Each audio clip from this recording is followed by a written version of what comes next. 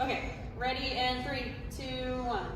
Okay, hello everyone and welcome to our week 5 review video. So basically what we did today in Bachata 2, we finished up a little bit of our traditional kind of unit per se.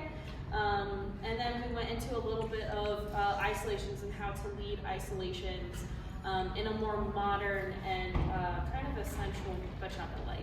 So first we're just going to go over the traditional bachata aspects that we went over today first. So starting with, the closed position. So in traditional bachata, as we went over last class, there's not a lot of terms or not really a lot of patterns or anything, it's just kind of freestyle. And one of those things is being in a closed position and kind of just dancing in place. So we're going to go ahead and start dancing in place. 5, 6, 7, 8. 1, 2, 3, 4, 5, 6, 7. And with this position, what you can do is you can do some rotations, which is what we went over in class. So it's going to look like this. 5, 6, 7, 8. 1, 2, 3, 4, 5, 6, 7. And then we went back into the open position, and we went over going with hands up and hands down. So it's going to look like this: 5, 6, 7, 8. 1, 2, 3, 4, 5, 6, 7, 8. 1, 2, 3, 4, 5, 6, 7, 8. And the most important thing to remember here is whenever we're transitioning from the down below to up above, we want to make sure that we still have that pressure and that connection maintained, because otherwise we're not going to be able, as follows, be able to really understand what's going on. One other thing before we go straight into that though, in this closed position here, we want to make sure that our forearms are connected.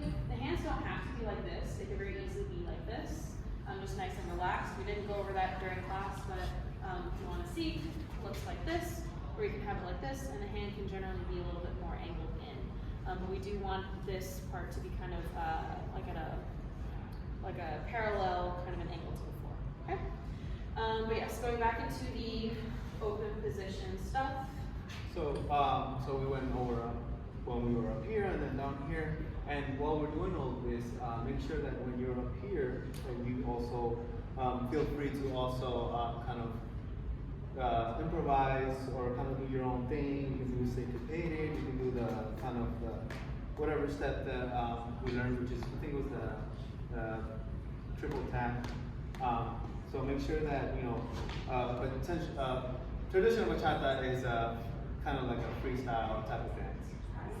One other thing that we did while we were here is that we figured out that we can kind of turn the follow, and again, improvise, do our own thing. The follow doesn't really have to turn all the way. She can kind of do her own thing here, while we're also doing our own thing with our basic. And then we could also turn and kind of do our own thing here, and then just kind of return back into the hands up position. And whenever we're in that position, we want to just make sure that whoever is turning, that other person is still maintaining their basic throughout, or they're in place kind of footwork, because otherwise then you're just gonna lose the fluidity of the dance, and we want to make it as fluid and amazing as possible, right? Okay, so I think that was pretty much it for the traditional stuff. So we're gonna go ahead and transition into what we did for the sensual part of class today. So essentially what we did, at the beginning of every class, we work on our isolations. So these isolations being, we are bringing our chest over to one side, kind of like we're pulling a string. Same thing to the other side. So we're gonna pull just like this. And then we're gonna be doing our chest isolations opening and closing. So we're opening of our chest and then closing of our chest. And opening and closing. And one thing that we wanna make sure during open and close is we're not going open, close with our shoulders. We want to keep our shoulders where they are and just rotate our chest up and back. And it's totally okay if you don't have these isolations down at first. It's something that you really do have to develop. But whenever you're trying these different isolations at home, we want to try and make them as big as possible. That way we can really try to control them and we can really emphasize each different isolation. Okay? So those, if you can do them solo, you can also do them in partners. And basically what we did is we were talking about how as leads to be able to lead side-to-side isolations the open and close isolations, and then eventually how to do like a rotating isolation for the chest. And then we'll go over the hips in a second. So would you mind explaining? Yeah, so once we're in the closed position, you gotta make sure that all of our hands are kind of grasping the ball shoulder blades here. That way, because when you're leading kind of an isolation to the left and the right, and also the follows need to have tension here as well, because if they don't, then you're just gonna isolate yourself. So make sure that the tension is there, and then you also have tension in your hand on her back. So we're gonna go ahead and lead isolation to the left and to the right, upper body isolation. So left, right, left, right, left, right. So this is what we did kind of in the beginning of classes, what we do in the beginning of classes. We're just kind of doing it together here. And it's very important for the leads to have the connection, because that's what's going to lead the movement for the follows. Okay, so then transitioning from side to side, we also have the open and closed. So one thing that we did during this section is, like, I went around to all the leads to like try and help them kind of situate what to do with their isolations for open and closed.